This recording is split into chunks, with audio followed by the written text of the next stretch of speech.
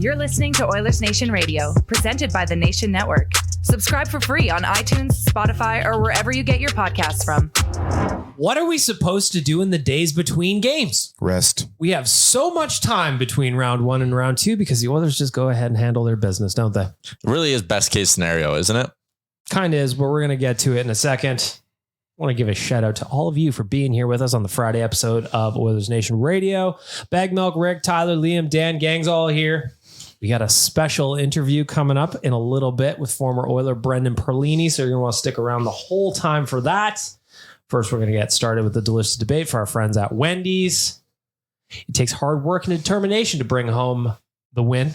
Luckily, all you need to bring home is a Wendys rewards to eat. Just download the Wendys app, place your favorite order, and you'll be well on the road to victory. And by victory, we mean free food. And hey, while you're racking up the rewards points and eating your way through the menu, you'll also have plenty of deals along the way to keep the morale high. So what are you waiting for? Download the Wendys app today and start earning on every order. Rick, going to Wendys today, probably, I imagine. Getting the downloading the app. What are you grabbing? What's a Friday meal at Wendys for you? Dude, it's tough for me to go through there and not get a Baconator. Love their fries. Got to get that large iced tea because that thing is honestly like half a keg. And like I said the other show, I dabbled in that French onion burger the other day. So it'd either be one of those or two JBCs. Tyler, what do you got?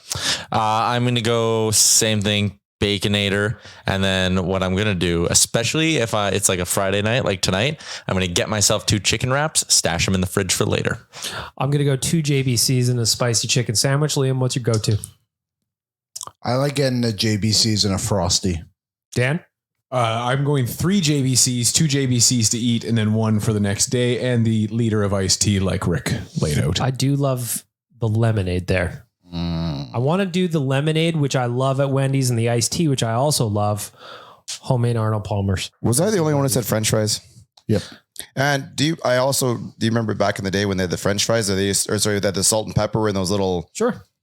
I don't even know how to... Little tubes. Almost. Yeah, like the little tight little tubes. Yeah, a little fresh pepper on their fresh French fries. Season your food, people. That's right. Tyler, our friends at Wendy's, they would like to know, what is today's delicious debate? 2-parter Episode of ONR. We're giving a 2-parter here, but we'll start with who was the Oilers MVP in their round 1 win over the Kings. Who's starting? I'll go first. Liam, what say you? I will say Stuart Skinner was their MVP in round 1. I think he had a tough game too, but I think the other 4 games he was outstanding for them. And I mean, that game 4, as much as the Oilers had the high danger chances, like still faced 33 shots in a 1-0 game and won the game. So I'll say Stu. Well, Dan, what you got? I think you guys are going to leave him off the board probably because of his upbringing, but I'm going to give it to Zach Hyman for scoring as many goals as he did, just absolutely torching the LA Kings offensively. I think I said it on last show. I didn't really even expect it from him to be this good this early and making Toronto regret it as much as they have. Shout out to the Hymans for buying that first round win. Appreciate it. Appreciate it. It's very, very kind of you. We are very grateful. Rick, who you got? Who's the MVP for you? See, mine's going to be a little bit different, though. I have to go special teams. Not to. I think that's Players. exactly players. right. Tuesday. Everybody saw what they did out there. LA had, going into that in the regular season, I think LA's power play was top 15. And they put up maybe 12th. 12th. Their PK was like 3rd. Their PK was second. Ooh. 87%. Their PK was And first. they had what, 11 power plays perhaps? Something like that. And nothing. And then our power play went out and just ran them over. There was a funny stat that we had something like inside of 30 seconds more power play time, on ice power play time than they did, with 8 or 9 more power plays, just because we score so damn fast. Oh, I see what you mean. But outside like that, the special teams, man, it ruled that one. LA couldn't match it. If you see, go find the clip. It's probably on our Instagram. Go find the clip from Oilers Plus where Zach Hyman's mic'd up and they're talking about the power play. They can't cover us. Outstanding. Yeah. Great content on Oilers Plus. Go check that Hyman clip out. What do you got, Tyler? Just quickly on that one, I also liked, it was a bit of an insight into how they approach each power play, but he scores before Draisaitl says they can't stop it line. Hyman is like, great call, Leo. Like they do their little huddle and they're calling out plays like they're an NFL team, man. Yeah. They got the hand over the mouth. Yeah. Like I thought they were just, hey, you see that up in row 12 there? You see what's... And then the clip kind of goes on and you get another little glimpse into like, okay, I'm going to start here, or like you're going to start there. And like, they clearly have so many different ways to attack them.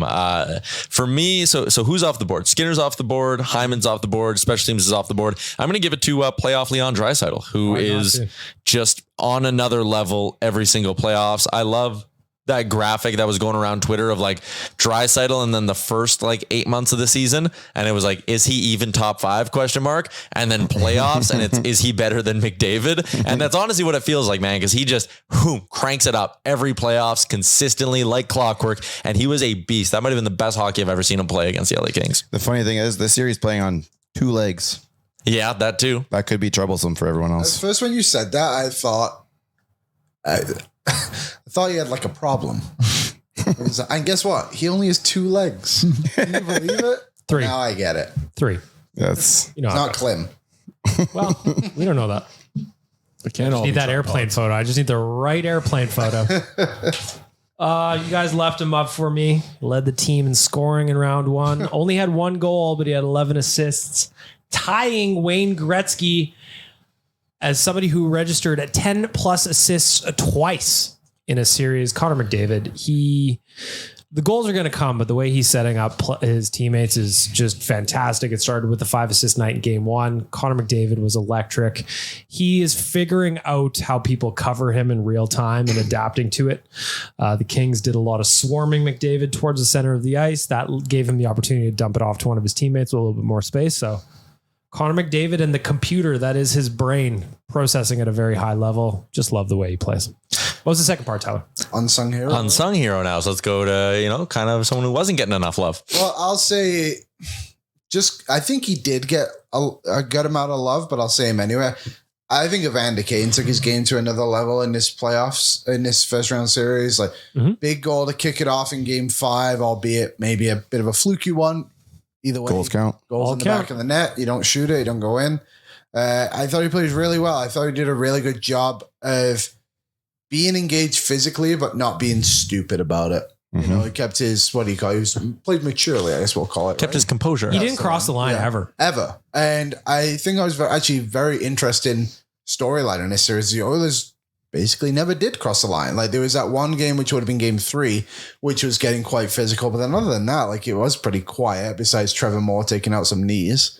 But yeah, just overall, I think Evander Kane was fantastic going from the 4th line on game 1. And now he seems like, he obviously should be the second line right winger next to Leon. So Evander Kane is my unsung hero. Who's next? Unsung heroes. Well, Liam took the dramatic pick off the board. I'm going to go with just the team versatility. I leading into this playoffs, I felt like the Oilers needed to show a couple of different versions of themselves to be able to go to that next step. And they did this playoff round for me. They came out and they ran and gunned the LA Kings out of the building, and they shut down the LA Kings out of the building. So it's the versatility of the team. A team that is known as power play merchants and offensive. They did some different things in that series. So. Unsung hero, Tyler or Rick? Who you got? Well, I'll go next here. And I know I brought him up on Tuesday, but it's Matias Yanmar. I was going to say just Yanmar too. Quietly does his thing. Whenever there's somebody we want to bring in the lineup, his name is usually amongst 2 or 3 different names on, Never gets sent to prison. Exactly. Right. So, but he just quietly does his thing, keeps his nose clean, stays out of trouble, keeps the team out of trouble, doesn't really make any mistakes. And you guys pointed out the other day, he's found his way onto the score sheet a couple of times. Couple of assists for Matias Yanmar in the 5 games. I agree. I thought he was really, really solid. He was using his wheels. He was transporting the puck well. He was hard on the forecheck. Just a smart veteran playoff player. He is quietly steady. And I say that as a complete compliment. That's what you want out of your 4th line players, in my opinion. Kills penalties. He'll give you responsible minutes. And I think as you get lower in the lineup, it's going to be huge because as we saw last year and in playoffs previous, That hasn't always been the case when the big dogs aren't on the ice, where they play quiet, steady minutes. And I thought Matias Yanmar did a great job of it. I'll go another guy was great on the PK and great on the power play. Ryan Nugent-Hopkins. Again, at 5-on-5, I totally understand. Sometimes he leaves you wanting a little bit more. But as I watched the Oilers kill off every single penalty kill that they had to get through, the one of the guys who I kept looking at and going, "Ooh, that was a nice play. Ooh, that was a nice play." It was Nugent-Hopkins for me. So I know, again, people get frustrated with him, and I think it's weird because they lump him in almost with McDavid and Draisaitl to an extent. And it's like, he's a $5 million player. I think it's because he's a first overall pick. And if he was like a 10th, everybody would be like, he's the shit. Yeah. Mm-hmm. But he has developed into this perfect little role for the Oilers where he is a great complementary piece on the power play. He stays afloat at 5-on-5, and he's been great on the PK. Can play center, can play wing, all that stuff. So everything you love about Nuge, I felt like it came through in this series. I like that he was being a bit of a prick to Drew Doughty at different points as well. So all of it, I liked what I saw from the Nuge. I also want to give some love, talking about unsung heroes, to playoff Brett Kulak. Yes, I was going to say that. In game 5, he played just over 13 minutes, but he was all over the ice. You find himself in the offensive zone, like leading plays sometimes. Yeah. And you're like, he's got great wheels. That's the last person you assumed it was. You know, like, how fast is this guy? We laugh sometimes when we think Fogel's McDavid sometimes. There was a couple of shifts in game 5 where Kulak was up in the rush, and I was like, let's go Fogel. Yeah. And it's like, wait, that's Kulak. Why is Kulak up there? And where's Fogel? Fogel's on the blue line. Yeah. Oh, no. What's going on? I guess if we're going to add a third leg to the delicious debate, then who needs to pick it up in round 2? Well, This is I'm glad you asked it, and the boys took some flack for it on real life for the Corey Perry call out. And I just think that anybody that we lay out here, the caveat is that it's okay to accept that they didn't have the best first round, but that we expect that they will have a better second, third, and Stanley Cup final. So I'll start off exactly that. Warren Fogel's a guy we know it's in there. We watched him all season. I would love contract year Fogel to come out in round 2. I know he's better than what we got from him in round 1. So if I'm picking a guy, McLovin's my dude. Perry's mine. And I got roasted for bringing it up. So I think it's just the roasting was the adjective. Disappointing? Yes. To me, that's a very end of the road use adjective. There's other options. How soft are we getting here? No, it's like when your parents are mad. It's like your parents are mad at you. You're like, oh, it sucks. But your parents say, I'm disappointed in you. That's a different kind of. Okay, well, I'm not Corey Perry's dad. But being disappointed in what we got, attitude.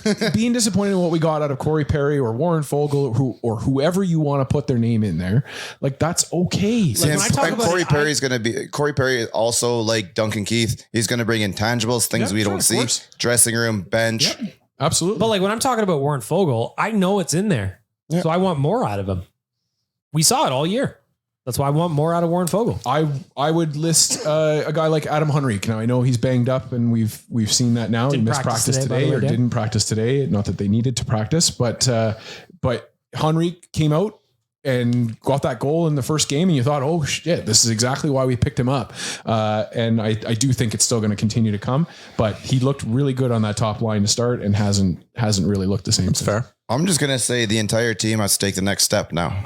Like you're going from round 1 to round 2. You're going to get roasted. You're going from round 1 to round 2. You're going to play a better team. The whole team's got to be a little bit better now. Of course, it's not fair to say, Rick. That's not fair to say. I took it. It only gets harder round by round. Yeah. And you're going to have to increase your play, and you're going to find a new level, and welcome to the playoffs. That's what we have to do. Yeah. Every single one of us in here, we have to cheer a little bit harder, have an extra beer, do whatever you got to do. Damn it, I'm in.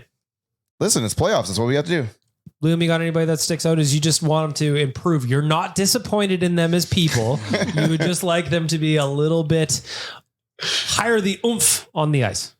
There's not really anybody new. Like the good thing about round 1 and why the Oilers were able to finish it so quickly is because the majority of the guys played really well. And I think Fogel and Perry were the only two where it's like, I would like to see a little bit more from the two of you. But I think one thing that held Perry back was what I said in my previous answer was it just wasn't that serious. Yeah. Like, there wasn't the chippiness around it. Like, and I think maybe that's what helps Perry get going a little bit offensively too, if he can be around that a little bit more. So maybe we see that more against Vancouver and he can piss off JT Miller or something like that, right? So I want to get to the crease and go and get whatever goaltender they have in there and just stand there. People get angry just because you're standing with half a foot in the blue and a foot and a half outside the blue. People get angry. Just stand there. The refs were also on Perry in this one. Like they were looking for reasons to give Corey Perry penalties, which is unfortunate for him.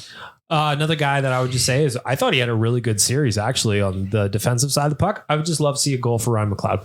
I feel like he would loosen him up a little bit offensively if he got a goal, but I thought he was fantastic as a two-way forward. He's on one of his streaks right now. Are you weird question? I know you want goals and stuff, but are you really hoping? Like to me, I just want to keep doing what he's doing and keep that two-way game, keep that defensive side of things buckled down. And I'm not too worried about points out of him right now. As you start to play more difficult teams, Rick, you're at the fine point. You might need a little bit extra from everyone. I think that little bit extra from McLeod will be finding a way. Like, he had a great series. I thought defensively, Ryan McLeod he's turning into a wizard out there on the two-way side of the game. But like, even just a point. Because I feel like it would loosen him up a little bit, like not grip the stick on the other end of the ring. Depending on who wins tonight, or Game 7 when it happens, if it has to happen, you're going to want him to be down there and making an exit for Hughes as difficult as possible. And I think he could probably actually skate with him too. Yeah, I mean, like Quinn Hughes, if you're watching the Vancouver Nashville series, he's a fantastic. So like guys like him and guys like Makar, you cannot allow them to wind up with speed. And I think a guy like Ryan McLeod can get in there, and even if they do get past him a bit, he can be right behind them, right on their heels, and disrupt their flow.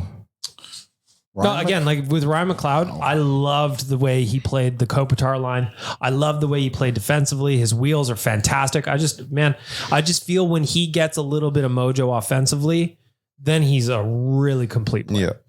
That's all. He needs to find more offense. I mean, I agree totally. Like his third line play is that defensive guy is fantastic, but doesn't really shoot the puck. Like you do need more from him. I just when I say that, I just don't want him to I don't want to lose anything defensively to try and cheat offensively. Yeah, totally. So sure, shoot more, get around the net, fantastic, but continue what you're doing right now as a bare minimum. And then if we get the points, cool. You know what you said? It like something, probably a better line, I should say, about Ryan McLeod. Don't pass up your chances to shoot. Because with those wheels, sometimes he finds himself in a spot where he's looking for the extra pass. Man, you got a great shot. And it's funny. Like he's almost too fast for his hands and his brain. Sometimes, yeah. So and that's nothing bad. Like he got a great shot, rip it. Dude flies out there. Mm-hmm. 4 shots in that series for McLeod. Yeah, don't pass up your chances to shoot. Yeah, if you're Ryan McLeod. And he's playing with a guy like Corey Perry who's going right to the crease. Exactly. So even when you're coming down the wing, fire to the middle of the pads and look for rebounds. Yep. Last goal. Simple plays. March 21st. Simple plays like that go a long way in the playoffs, especially because everything gets tighter. Regardless of who they face in the second round, whether it's Vancouver or Nashville, they're going to have to get more greasy goals. And they got a bunch of them against LA, don't get me wrong, but that's just got to be a focus, I think. So like what you said, flying down the wing, rip it at the pads, Corey Perry's crashing. Mm-hmm. That's just fundamentals. Mm-hmm. Yeah. Love to see it. I want to go back to game 5 though. Obviously Oilers closed it out. Not a perfect win by any chance or by any means, but you take it. The Oilers did exactly what they needed to do, especially on the power play. I know they only got 1 power play goal technically. And 2 that were within a second or two. So I want to ask you guys something, because part of the fun I had on Wednesday night was once the Oilers took the lead, I started diving into King's Twitter and Reddit. I did too. Were the referees biased for the Oilers, which is a narrative that is out there everywhere outside of Edmonton, or did they finally just start getting called for their bullshit? I didn't see a bad call on any of the penalties. They were actual penalties that you have to call them. And yes, it's frustrating to see one team get a couple power plays like that, but you can't deny that those are actual penalties. I think that Kings fans do have an argument for it, but I also just think in general, the refs weren't fantastic overall. Like just think into game 5 specifically. So not consistent. Yeah. But like the Corey Perry one, like he fell. Yep. Yeah. He legitimately what is he supposed to do? And the ref is right there. I agree. And I think the Dubois call was a bit weak, but they called it a hold. I think that was more of a trip, I guess, more than anything. But then the hook and then the clear dive by Fiala was great, like great officiating because they both were penalties. And also Fiala had been doing that all series. And sometimes when refs, sorry to cut you off, but I just don't want to lose my train of thought on this one. Sometimes when the officials call a dive, you'll almost see they'll like shoot up their hand and then the play will like get touched and then they'll almost be like, ooh, yeah, that was a dive. He threw his arm up, immediately blew it, gone, dive. And those are the same refs they had earlier in the series when Fiala was flopping around. So you reap what you sow. If you watch that play, I don't like if that was an Oiler that did that, I would be able to admit that was a dive. Yeah. Do you agree with there being a penalty and a dive on the same play? Yes. So do I. Because I think that was a clear hook. Yes, and then a clear dive. And he dove out. Like there was no need for him to dive. Like you're embellishing the hook. There's the hook and then you embellished it as well. Yeah, because at first I said to Tyler, I was like, why call both? Yeah. Like, you know, I think a lot of times you have to call the embellishment, but you look the replay. You have to, I think. It's clear. And I think that was the right decision. And a lot of the Kings fans too, from what I was seeing on Twitter as well, were complaining about the England call in game 4 that would have been. Yeah. But if they go and look at the other penalty, because there was only 2 in that period, in that game, Brett Kulak didn't even touch. No, he did 2 minutes for being stronger. He literally turned, and I'm not even saying Dano embellished. That's behind the net, right?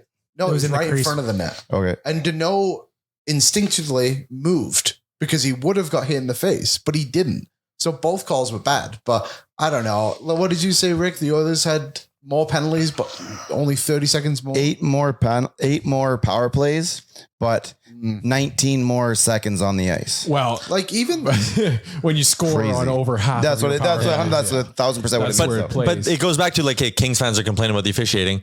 Okay, so what do you feel like your power play would have scored if we gave you 3 more chances? Yeah, because you were 0%. That's a great counterpoint. I just think Oiler fans, we can just acknowledge that we got calls in that last game, and that's okay. Like it doesn't happen very often to Oiler fans in general, where we feel like we got the calls refereeing, and it just is what it is. It's funny to watch the LA Kings, the Tampa Bay Lightning, the Las Vegas Golden Knights fans complain about refereeing. I thought Drew Doughty post game in game 5 said it well. He goes, listen, you're not going to blame the refs. We didn't score. We lost 4-1. You're not blaming the refs. Exactly. And I thought that was just told you a story of who Doughty is as a player and who Victor Alvarezson is as a player, telling big rat bitch boy F you to the refs in the series. I was like, man, just move on. Like you lost, you probably was 0%. Doughty between the buzzer and the drop of the puck, terrible. Doughty afterwards, I don't mind him at all. I like him afterwards, but between 0 and 60, the worst. Annoys the shit out of me. Outside, I'm cool with him. So I know we need to get to betting talk and then Perlini still, but every series has kind of had like a defining moment, like something at least in my brain, like when I think back, part 1 against the Kings, it's Connor's goal. BOA, Connor's OT winner. Series against Colorado, the Makar review. Last year, I guess it would be Yamamoto's goal. That's the one that really stands out to me is like the moment that I'll remember is the winner in game 6. And against Vegas, Draisaitl's one performance, like Draisaitl's goal scoring run, we'll call it. What's your guys' moment you think 5 years from now when you think Kings Oilers part 3, what'll be the moment that jumps in your brain? I will never forget because we were there. The save that never was from Big Save Dave when Leon Draisaitl scored.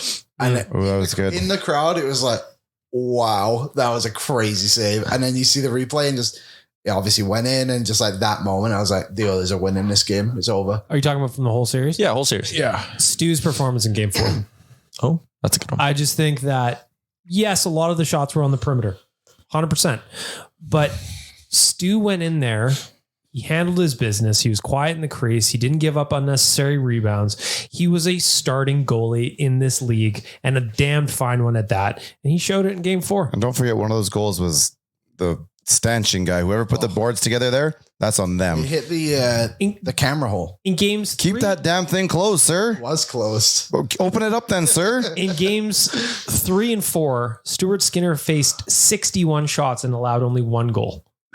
So when I think back to the first rounds later on down the road, I've got all the love for Stu. I'm going to think of penalty kill. You almost expect us to put up those kind of numbers on the power play, but I don't think you really expect the Edmonton Oilers to put up a goose egg the way they did on the PK. For me, it's period number 3 of game 3 when England checks Kane in the head. That moment, I felt like the Kings broke. You looked at Hiller's reaction on the bench. You look at the way that the players were just kind of like, oh, we thought that was going to be evened up, and it didn't work out our way for us as the Kings. That from that moment on, I feel like their soul was stomped out, and that was it. That was a crazy moment because they got 2 roughing penalties from that. There's also really weird. That same hit. Seeing Dylan Holloway jump in without hesitation, you love to see that from the kid too. Yep. He's got that dog in him. Woof woof. Any other moments? No. Let's talk a little betting, gentlemen.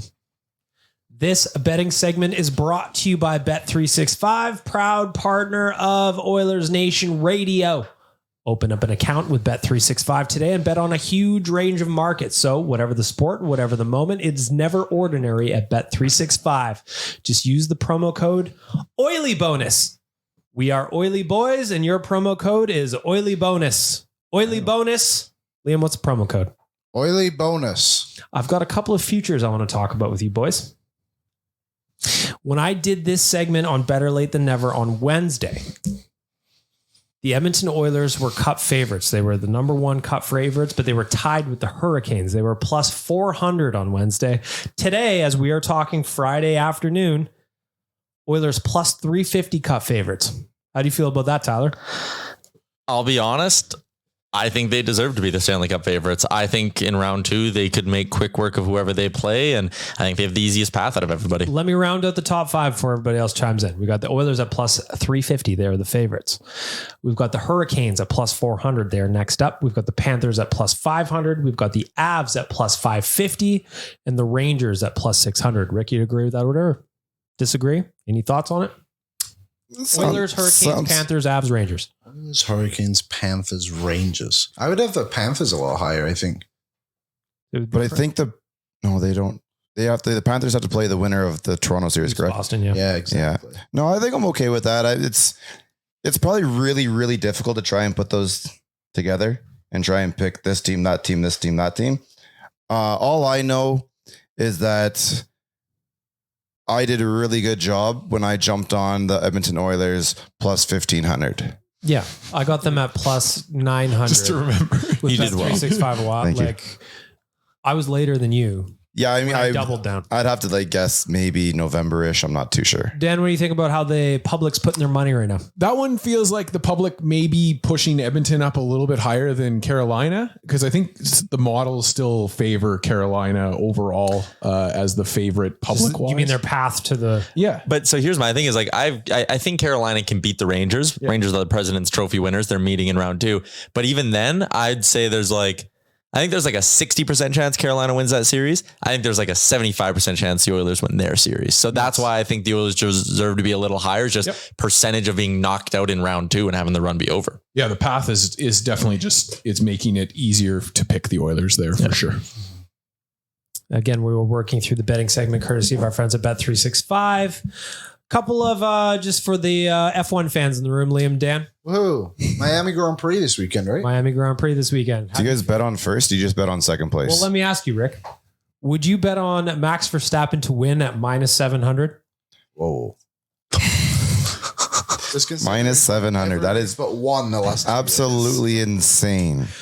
What a difficult proposition. His level of dominance in this sport is unbelievable. And honestly, one of the only things to watch for right now is just watching his dominance. But it's not fun. It's not fun, but the way I look at it, well, depending if can't they just can't they put him in the Netherlands, or are you a fan of? Can't they put him at the back of make him start at the back of the grid every time? Or Germany? I would love to see get through. Yeah, they'll watch him climb from 20 to 1. At least this way, he's not going to get to lap 37, and you only have 50 more laps of him running away with it. I wish we could just for a race stick him in a Williams and see how he does. Rick is advocating for Mario Kart rules here, where you have to start. I'm all for Mario Kart. Why not? Yeah. This, and then all of a sudden, Bet365 can bring the number back down a bit and get some more play this way. I'll get involved in that. That's for way more fun. If I bet on Verstappen at minus 700 and someone hits him with a blue shell, I'm going to be right pissed, Rick. Got to check those weather reports ahead of the game. I got one for you, Tyler. We're talking futures here with our friends at Bet365. Toronto Blue Jays to make the playoffs.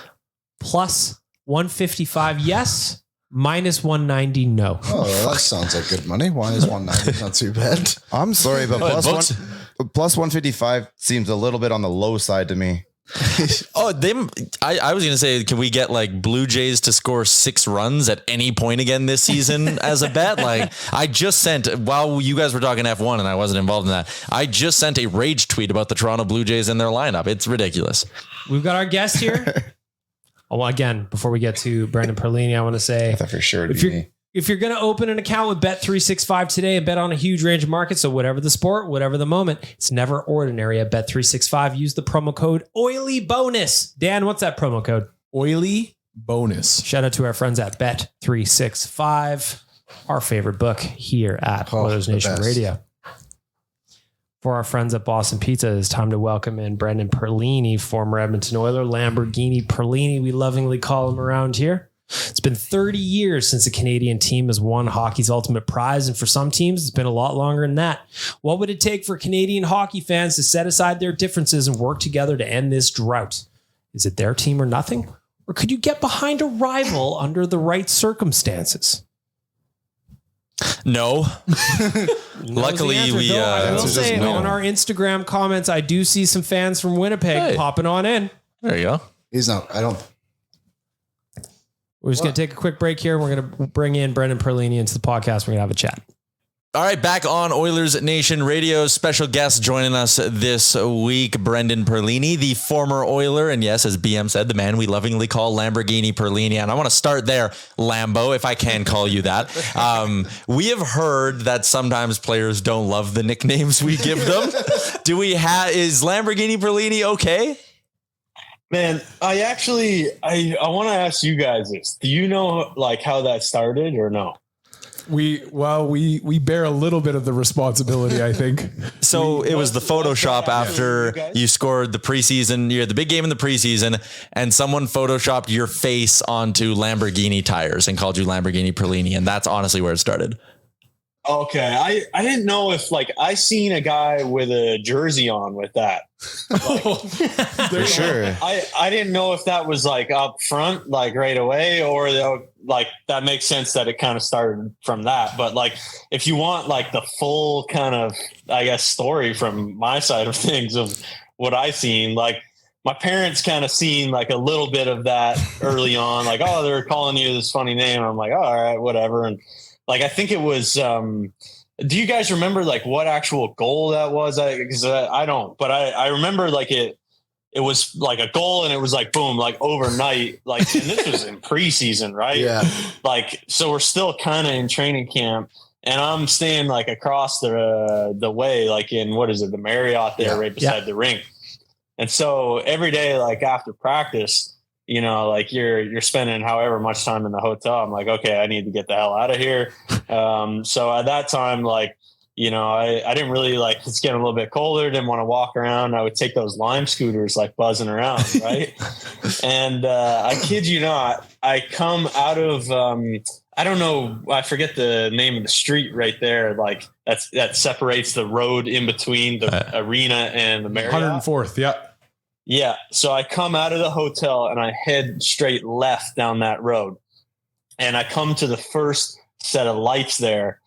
And I'm like on the scooter and I'm literally like, it's cold out now. I've got like full on like balaclava, like mask, like up to here. I got a toque on and like my hood on over that. We'll still find you.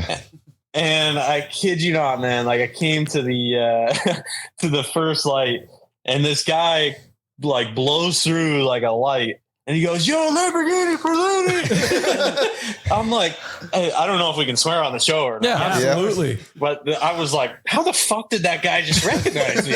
Like I literally looked like this. Like that was the only thing like showing full on mask on, a toque and everything.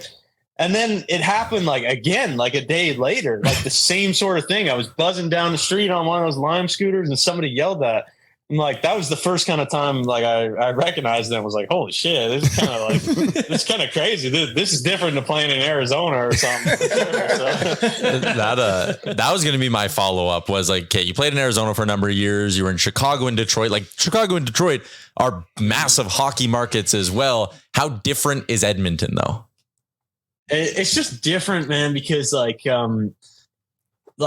Detroit and Chicago, like even those two are like separate, you know. I'll say like, and this is not a knock on like any one of those, but like Chicago is way more of like I'm not going to say a hockey town, but like sports have just been bigger there the last 10 years, right? They've won 3 cups. Like people know you kind of around town and stuff, but they know you as like the Blackhawks player, really. Right. Like, you know, aside from, you know, Taves and Kane or whatever, like they'll know like those guys and stuff, but they kind of just say, oh, you're a Hawks player.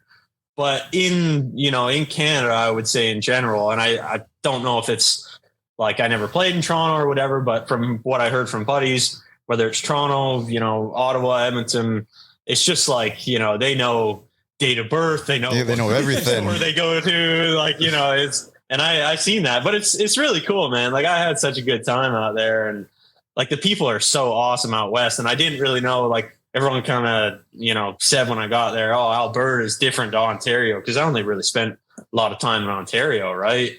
And yeah, seeing that, like the people are just a little bit different, a little more like, how do I say this? Like they kind of described it in the States as like almost like Texas, where it's a little more Wild Westy. Yeah. I don't know if that's right or not. Yeah, no, that works. I love it though. I love it. Yeah, I had a great time out there, and even like, man, just lifestyle and everything, and like it's so different because. And sorry if I'm rambling, but like, you know, as the road team, you come in and you know, you come in, you fly in the afternoon, like it's already getting dark around 4 p.m. The snowbank's 10 foot high, whatever. Like you're coming, you're just like, where the hell did we land? Right. You're coming from like 85 degrees in Arizona. Like it's just such a like different selling point as opposed to like when I was there from the start, like early September, and you see it sunny, you see it with no snow, you get like the full kind of, you know, seasonal aspect going into the winter. I like appreciated it a lot more, and actually like had a lot more fun in the city and got to know it a lot better. And so, yeah, it's very interesting, really. Well, you apologize for going long there. Sorry, Bag Milk. But I just, Brendan, one of the things that Edmonton fans fell in love with you for was it's now coined the Zen speech that you gave post game. And I'm just kind of curious, you know, you give these unique perspectives and this unique kind of life experience. Where does that come from? Where did you get that? I don't know if like it, you know, comes from a specific place. I mean, I think it's just, you know, I'm a deep thinker, and especially like when it comes to sports, I try to, you know, think about things just in a different way. Especially like there's so many cliches in hockey and cliche answers, and you know, we didn't like, I guess in speaking in terms of like that specific interview, guys just say all the time like, oh, we didn't get pucks deep, and we didn't do this, and we didn't do it. And it actually fucking pisses me off. You know, just like listening to it, there's no like, I'm not gonna say like personality, but it's the same kind of monotonous thing, and I fell into that myself.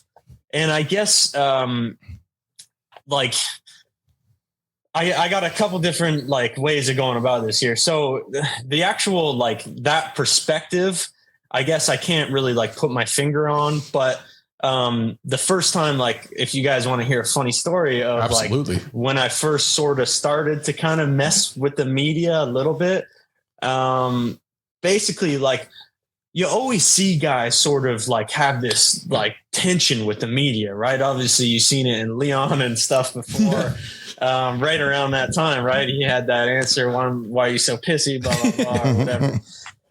So I always sort of looked at it like, man, if you treat them like shit, obviously they're going to do the same thing about you, and they're going to write about you bad. And at the end of the day, they're just people. Like they're not, you know, you guys know yourselves, like people aren't out to like get someone, and like, you know, like it's sort of like a negative way of like even viewing that of like, this guy's out to fuck me over, and this guy's out to write bad about me and my fan. You know, it's sort of really, really weird. But anyway, long story short, when I was in Chicago, I went on like a real kind of hot run. and I scored it was 8 goals in 6 or 7 games or something like that. And we're in March, chasing down a playoff spot. And so we had it was an optional skate or something. And I came to the arena, skated, and there was only a few guys skating. And so most of the guys took off. So I knew they wanted to I was really the only guy around. So I knew I'd have to be getting interviewed. So I was like, oh shit. I tried to get the gear off, get out quick. And I went into our kitchen area and I started eating this yogurt. And funny enough, our kind of media guy comes to me and he says, oh, I know you don't really want to do media and stuff today and you want to leave real quick. I get it. But would you mind just talking to one guy or whatever? And I'm like, yeah, all right, whatever. And obviously one guy turns into 50 or wait, right? And so I told him as we're walking over, I'm like, but I'm bringing this fucking yogurt with me. All right. And he's like, yeah, I don't give a fuck, do whatever. So I walk into the thing and we start the interview and then I just start eating this yogurt and all the people who were asking the questions start laughing and stuff. And I kind of did the old Happy Gilmore. I was like, wow, what you guys laughing at? Don't you know my new sponsor? And I looked at it and was like, Chobani Yogurts. Took a big spoonful and pointed to the camera and stuff. I still have the clip somewhere. Somebody put it on Twitter or something. But obviously they were all laughing and stuff.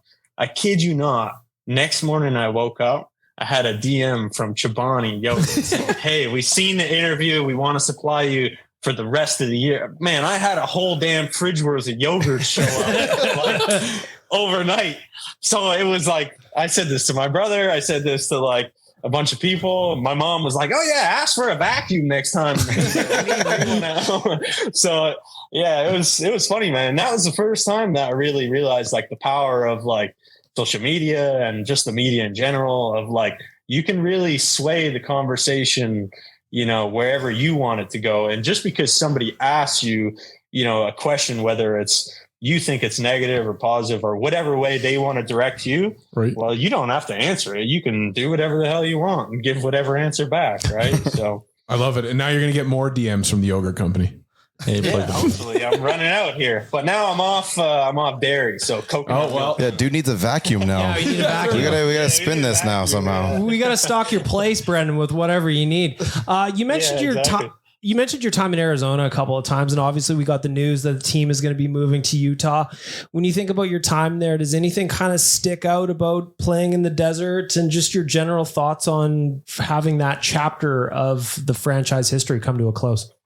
Yeah, man, it's, I'm not going to lie. It sucks. I feel there's a lot of good people there around the organization and, who work at the arenas and stuff like that. And it just hockey does really, I'm not going to say the kind of cliche, I guess, of, hockey belongs in the desert, but it does. If they figured it out there as far as arena and they got a really good setup, man, what person doesn't like to live out in there? It's sunny and 70 every day. And, or I should say sunny and 25. There you go. Yeah, that's very nice. Yeah. Nice. I got the calculator out right now. Yeah. So it's, it's just a great place to be. And, they just never really had, in my time there, it felt like they never really had answers for, direction, I guess, of the ownership. And there was a few different ownership changes while I was there. And then they bring in, other guys, other management guys, and every guy's got a different philosophy. Oh, we need LA won the cup. We need all big guys. Then, Pittsburgh wins a cup. We need this style of player. And it becomes a revolving door. Right. And, it's too bad really that they had to move, but hopefully I know the guy there still has the option to kind of bring them back as expansion. So hopefully they can do that and they can figure out a stable plan. Right. I think, as bad as it sounds, it actually takes something like this to them to rip the organization out and be all right, we're moving it, for them to be holy shit. Because I think sometimes the owners are I don't know, but I think, maybe they're they're bluffing. Just calling a bluff the team or, so I don't know who really knows what's going on behind the scenes. Where's the ultimate spot to put an arena that's going to work? Man, I think like, so it's got to be somewhere close, like in Scottsdale, Phoenix area there.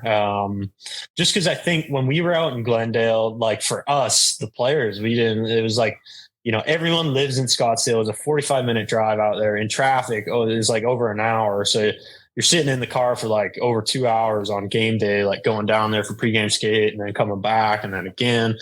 And, so I think somewhere like around there, that was us guys alone, let alone like the fans getting off work at 5 o'clock, picking up the kids, getting dinner, then driving an hour to the game. And you got to do that like 41 times a year. Like, good luck with that. So something that's somewhat local, like look how Edmonton has it, right downtown. And so, I think that's something maybe that could work.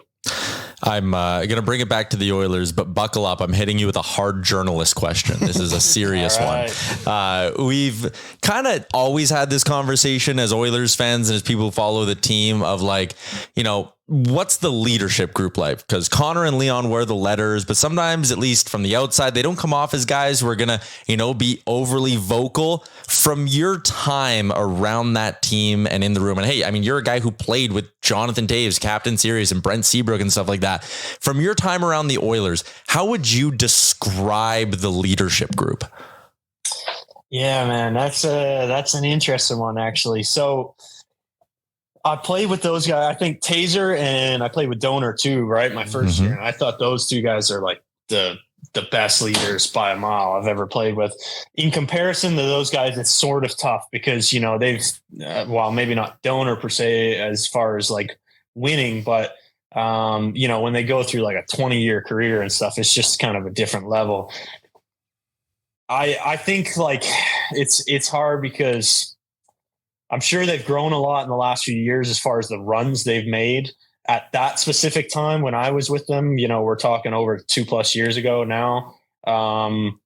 It's not on the level of like a Taser per se.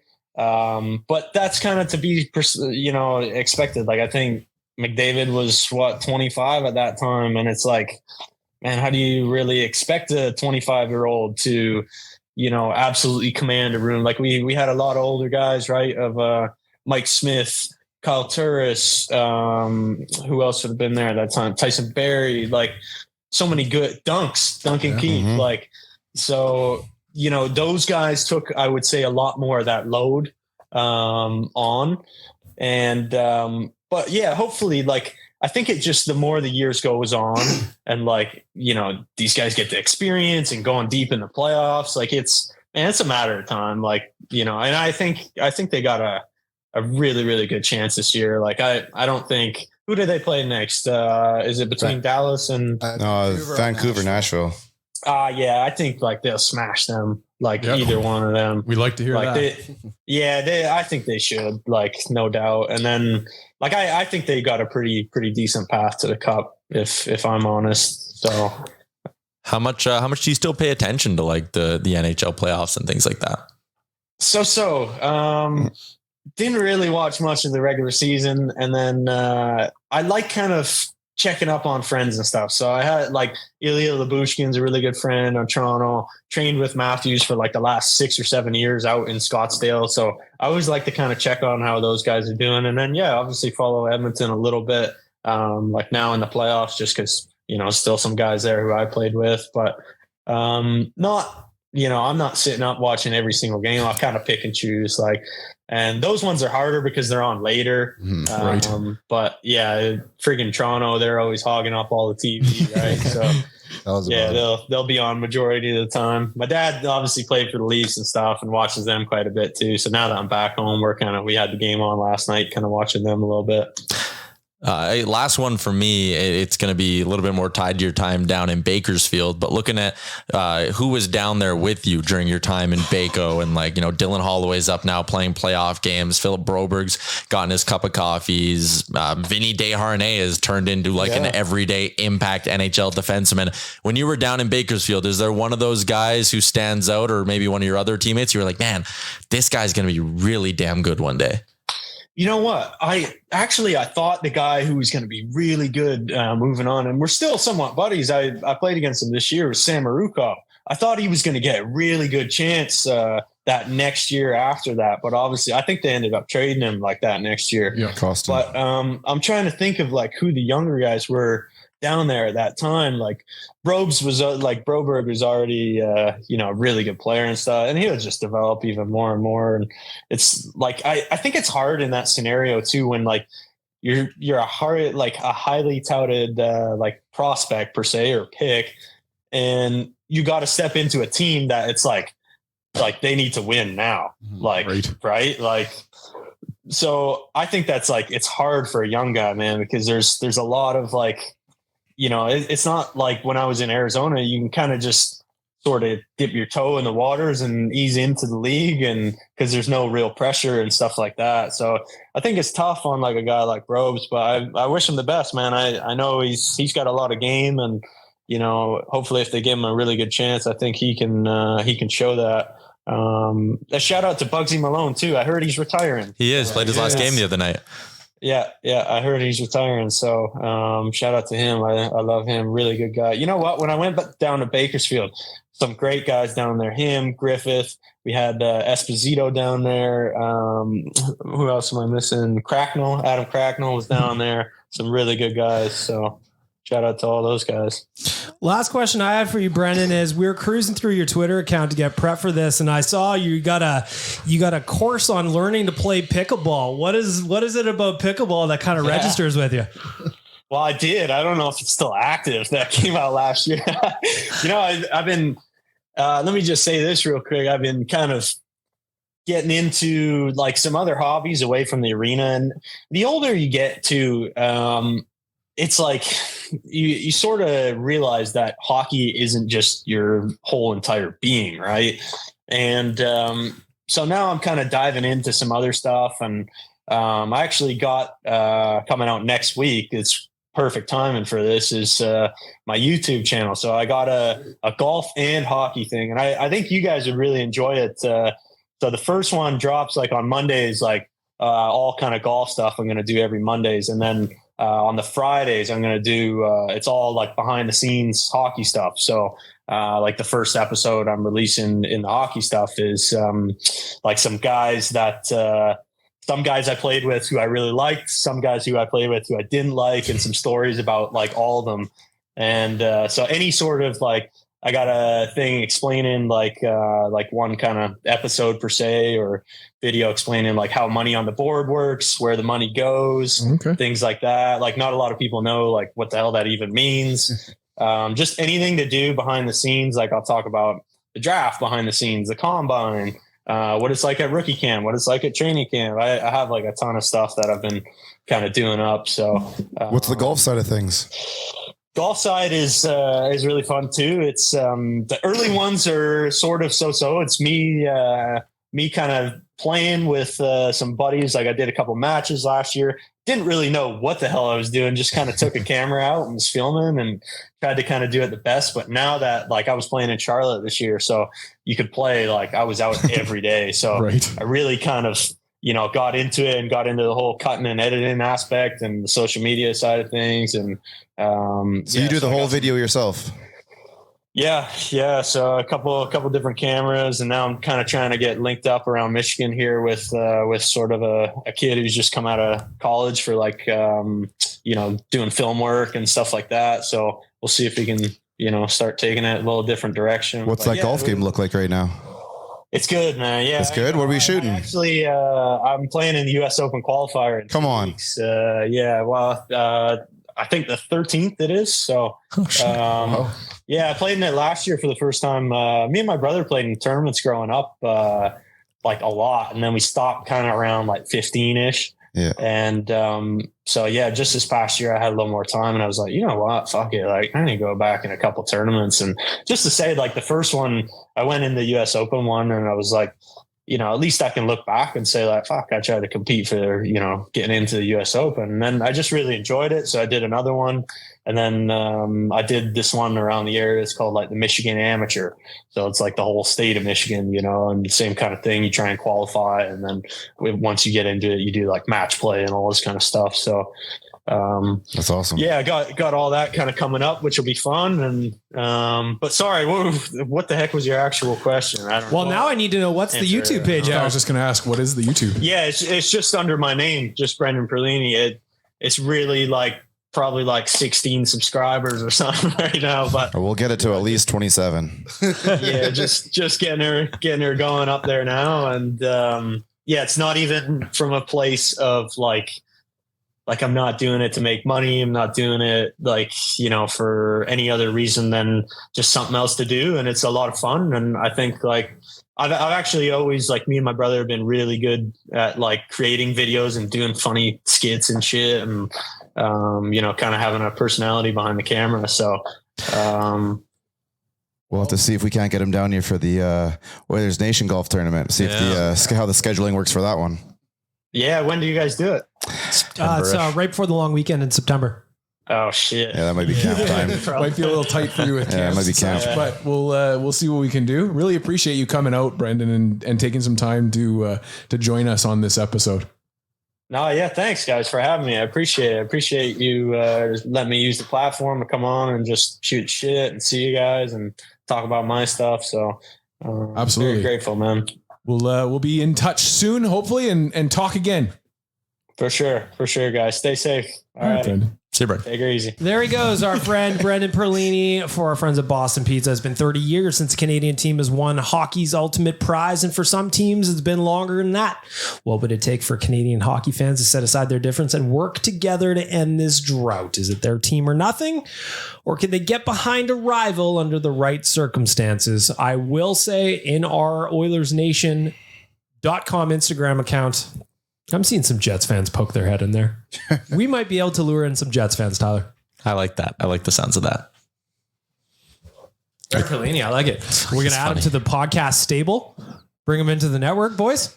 Well, he's entertaining as hell. And if his first episode of the hockey one is him dishing dirt on teammates he didn't like, we're in. Yeah, that's going to be good. I want to watch the money on the board. Money on the board. Most fascinating to me. Yeah, I got some questions. First of all, like, we all kind of have an idea of how it goes. Yeah, but I want to know, like, I want to know how it actually goes. Do you have any insight into it?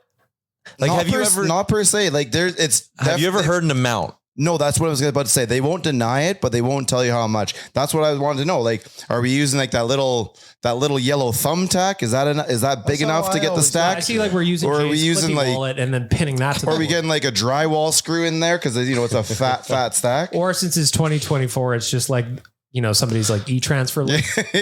Just their info, just their email. Yeah, just like a piece of paper written. That what? I don't think that's gonna fly. If you're in the dressing room and dude stands up and puts up, "Hey guys, like, come contact me and I'll eat." No. I can't see that. No, I want the carrot. Show me that carrot. Show me the size of that carrot, and then we'll go. I love it. That was a great interview. Brendan Perlini, Lamborghini Perlini. I love that we were using. Where did that nickname come from? Hey, sorry about that. We brought up the vacuum. I hope he gets a scooter deal out of this. Yeah, he needs a scooter. He needs some more yogurt. It's probably out. Needs a vacuum. Make sure his house is all clean. Mm-hmm. Dyson. Say it 6 times though. You got to say it 6 times. Dyson. We all need one. Brendan Perlini loves Dyson. Probably. Were you a little bit upset that it was that easy for him to get the yogurt? Yet you went through a lot of lengths to try and get some Lunchables. Yeah. So if you're new to the podcast and you don't know me personally, this isn't even a shtick. If it's really late at night and I'm hammered, I buy Lunchables en masse. There used to be convenience stores closer to downtown where I would always wander to after a night at the bar, but they're all gone now. Yeah. But I used to clear them out of Lunchables, and it got to the point where I was actually in a meeting with the people at Lunchables trying to explain the bit, and they're just like, wait a minute, you're how old? At the time I was probably 35. I was like, I'm 35. And they're like, you eat these when you're drunk? I'm like, yeah, all the time. It's not really what our demo is. I'm like, I know, but like, let's open a new demo. Yeah, Gatorade leaned into it. Adult charcuterie boards. That's all they are, really. Exactly. Come on. Blue collar. Anyway, any final thoughts on Brendan Perlini, boys? I already subscribed to him on our YouTube. His YouTube name is literally Brendan Perlini. 26 subs. Bio is, hi, my name is Brendan Perlini, current professional hockey player, making videos for golf, among other stuff. 4 videos. I dig it. Oh, he's already got a couple out there. Ooh, last one was Making his thumbnails on Canva. Yeah, I noticed that too. Is he still got rocking the free account? Yeah, I think that's no, he's got a background remover on it. He's a pro account guy. All right. Okay. Good for him. I'm impressed he does all the Editing. technical stuff himself. Like, it's one thing to have the cameras and us, but to go home, sit down and watch and cut and paste and paste. If you're listening to this right now, go subscribe to his YouTube. Let's really impress him. Let's try and get it up there. Yeah, if every listener goes and subscribes, He's going to have at least 10 more subscribers. I said we can get him to at least 27. What are we at now? We're at 22. 26. Oh, we all need I haven't subscribed yet. I'll go do it. I'm going to go subscribe too. I'll do it right after. I'm focused right now, Liam. I dialed in on the task at hand. What's next? He's working the board. We're almost going to wrap up the podcast here with Hot and Cold Performers, but tonight is a big game. I want to talk about the game that's on deck tonight. We are back in Nashville for game 6 between the Canucks and the Predators. I just want to go around the horn really quick. What are we expecting from tonight's game? Because when you talk to my boy Big Dave over at CanucksArmy.com, he goes, and I'm paraphrasing, he goes, man, if the Canucks blow it in Nashville, I'm really worried about them in game 7. So they have to finish it tonight. So saith Big Dave Quadrelli. Dan, what are you thinking? Canucks Preds game 6. I thought the Predators were going to pull out game 5, and I was right. I think the Canucks win game 6, and it's over. Liam, what do you got? I'll say the Preds because I think they've been better in this series. Tyler? I will say I'm going to go opposite of Liam. The Canucks have not been the better team yet in this series. They're due for a good game. They'll win. Yeah, I'm sticking with what I said on Tuesday. I think this is the cream rises to the top here, and you'll see some offense come out of that team tonight. I hope Waz clips Liam's side eye that he gave Tyler there. They're due. I said that to Owen every day. If someone looks at you and just goes, they're due, you have no counter argument. No. That's just an ender. That is it. Mm-hmm. What else do you say? I think this one's going to 7. I think it's going to 7. I think that, and I said this before game 6, I think that the Canucks are like a very inexperienced team, and it's always that 4th win is always the hardest to get. But it's not like Nashville is. But they're playing a style that the Canucks haven't really adapted to yet.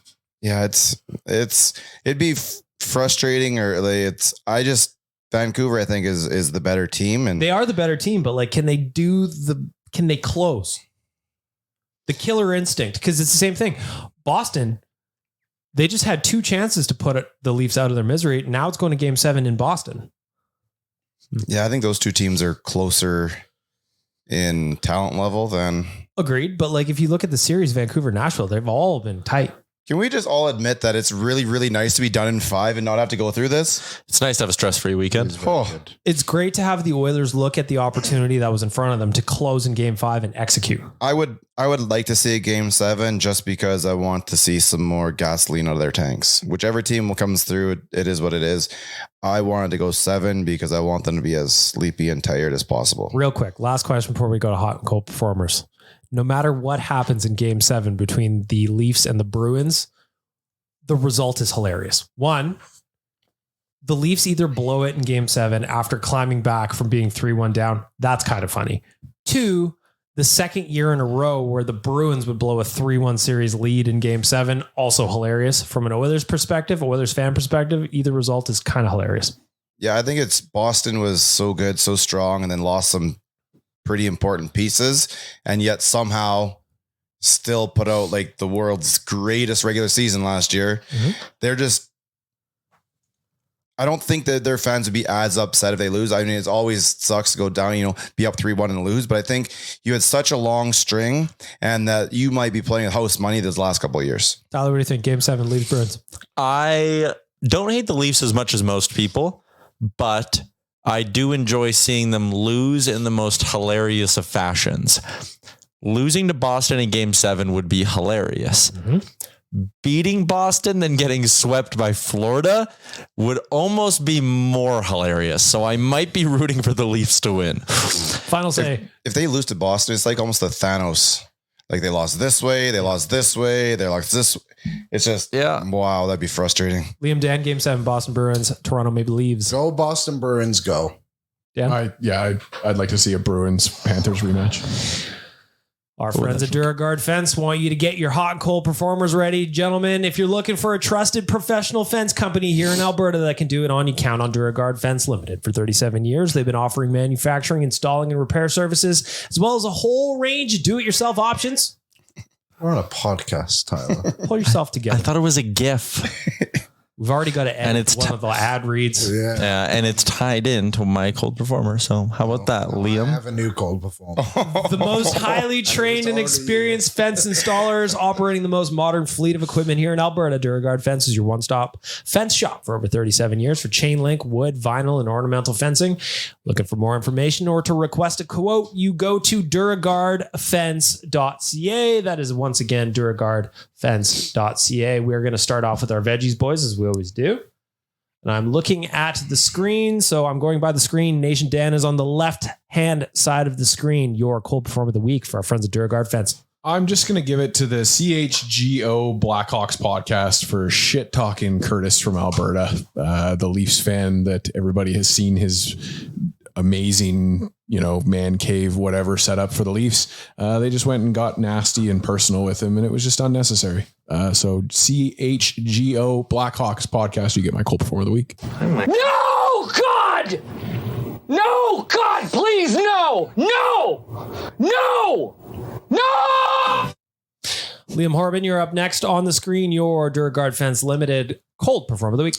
Mine's going to go to Tyler for not letting me get a second slice of pizza at the Oilers game on Wednesday. Not letting. Wow. Literally said you shouldn't do this. Wow. Whoa. What are you implying? Are you body shaming Liam? That sounds to me. That's what it sounds like. He said you shouldn't do this. And I said, you sound like Andrea. Ooh.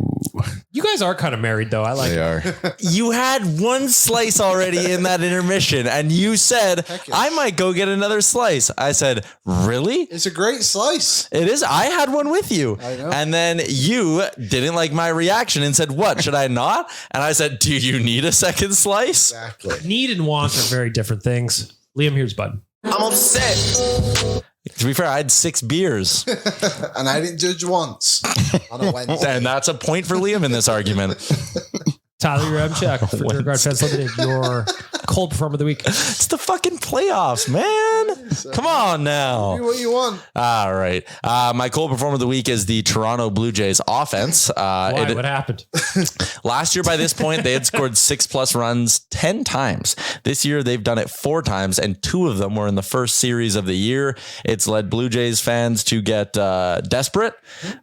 Spencer, a Blue Jays fan who does very funny, sometimes over-the-top stuff on Twitter, to try solve the problem that his manager, John Schneider, he DM'd Boeing and said, I have an inside source that told me Toronto Blue Jays manager John Schneider's one of your whistleblowers. No. Oh, boy. Oh, boy. Anyways, Blue Jays. Boy, that escalated quickly. If you don't know what the Boeing thing is, go read about that on your own time. Tyler, Yeah. that is very mean. Yeah, it is. I'm sorry. Rick for Duragard Fence Limited, your cold performer of the week. I kind of like that joke. You know what, man? We just got through our series 4-1. I don't see a lot of bad things out there right now. So we're going to look to the sky and go, you know what? I've had enough of this rain. I know we need it sometimes, blah, blah, blah. Bring me more snow during March and April. It's May. Clean up those skies. Everybody wants to watch patio or playoff games on the patio. Why are you the way that you are? I hate so much about the things that you choose to be.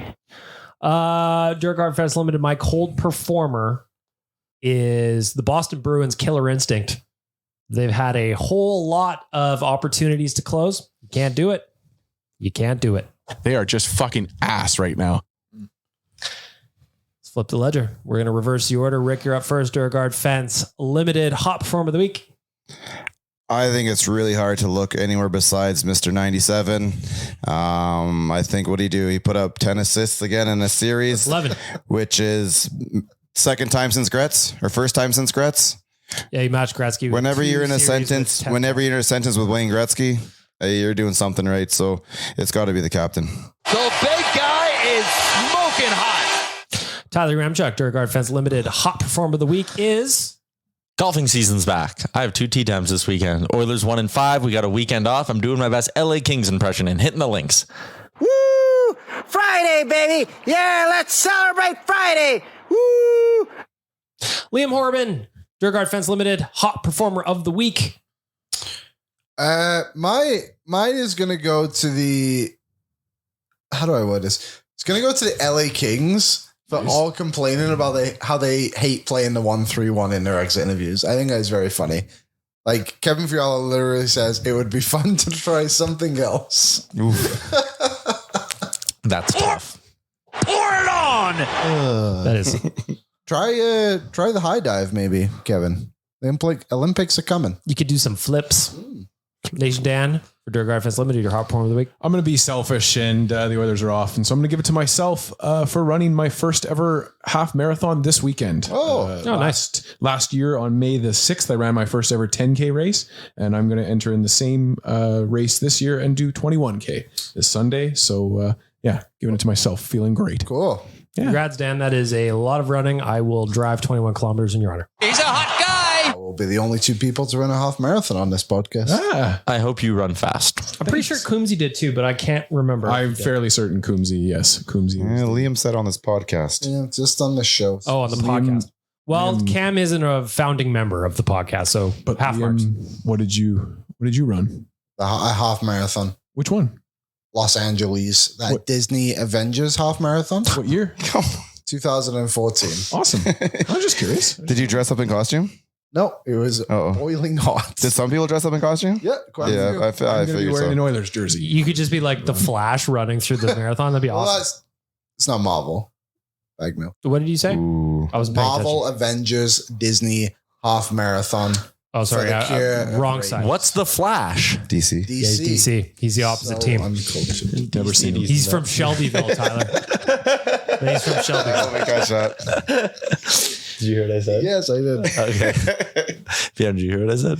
You tell me after. For Duraguard Fence Limited, my hot performer of the week is the guy who keeps going into Maple Leaf Square with an Oilers flag. Good for him. Last night, I saw a tug of war last night, but he's battling in there. He's holding up the Oilers flag after Leafs goals when he knows Maple Leaf Square will be on camera. So to you, sir, I don't know who you are, but I respect you. Put some respect on my name. Woo. Any final thoughts, gentlemen, before we wrap up for the weekend? Go, let's go. That's all you need to say. Go Oilers, go. Have a great weekend, everybody.